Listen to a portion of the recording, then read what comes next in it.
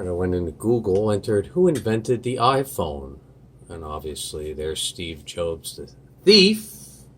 Whole bunch of names. I did notice that they took down Eugene Wang's name now. So supposedly these are the people that invented the iPhone. If you've been following my channel, obviously you know the iPhone was invented on October 25th, 1972 by an 8-year-old me.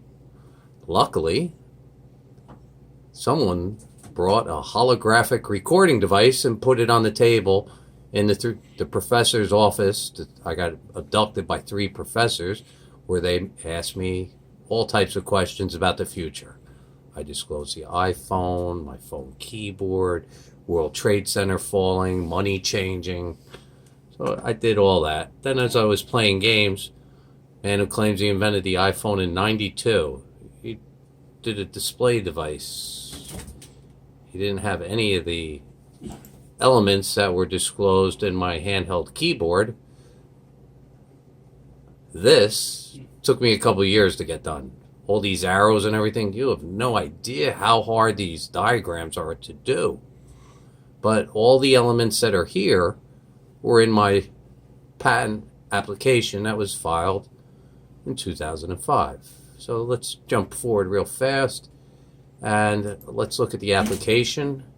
It was filed March of 2005. It was published in September of 2006. Well, what led me up to this? Well, let's see. I filed a patent on February of 1997 on an 8-bit code. First of all, IBM controlled the computer industry because they have ASCII, extended ASCII, and EBCDIC. EBCDIC being the first, ASCII extended being the second. If I'm going to really solve all the problems, I mean, I'm 8 years old, I talked about hypertext. To do hypertext, you need a code, an 8-bit code. The 8-bit code was the key. Then I turned it into a Braille method of typing. And in here, this is where I first disclosed a device having a touch screen and fingers going on a touch screen in any arrangement. The problem is the ability to manufacture this did not exist until 2000, what was the year? I don't know. SMK and Maxim invented a Cordic display technology that allowed you to chord up to 10 different things. Then if we jump around, the other patent that I filed right after that was filed in July of 1998. This is the phone keyboard. The reason why if you look at who had the need out there to manufacture a touchscreen device where the display continually changes, I'm the only one. Because as you press different keys, the display will change. All right, let's jump forward and let's look at the Apple patent. It was filed in April 2008. How many years after that? And what? They got a patent in 2009? Come on. This is a joke. All right, let's see. References cited, all the U.S. documents. Not once did they reference any of my patent applications. Not even the handheld keyboard. Let's go over here and touch. And look, not one of these has a Burrell.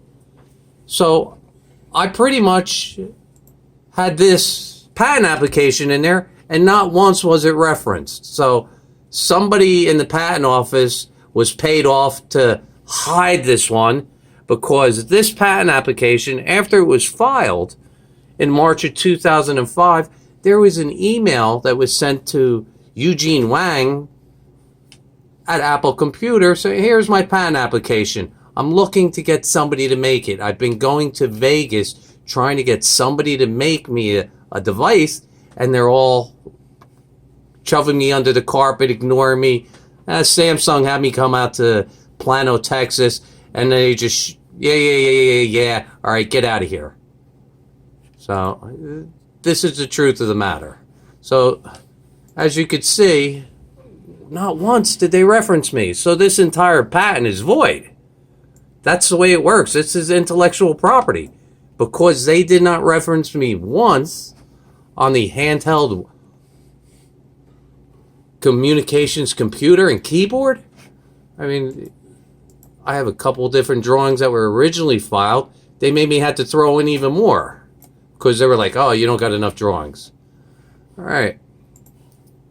At the time I started going out to Vegas was 2001, the Consumer Electronics Show.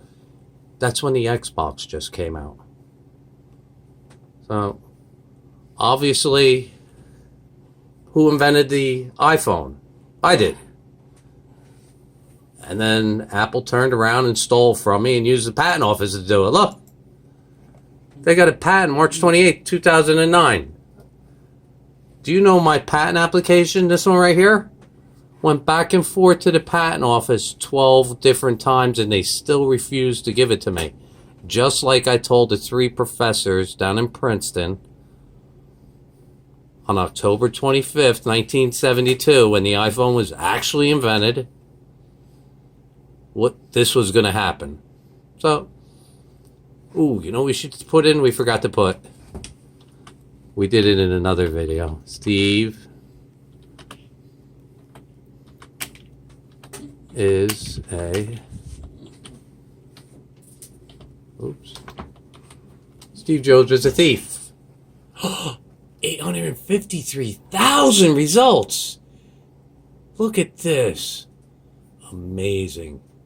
And now you know why Steve Jobs is buried in an unmarked grave. The man on his deathbed knew, I'm coming to piss on his grave.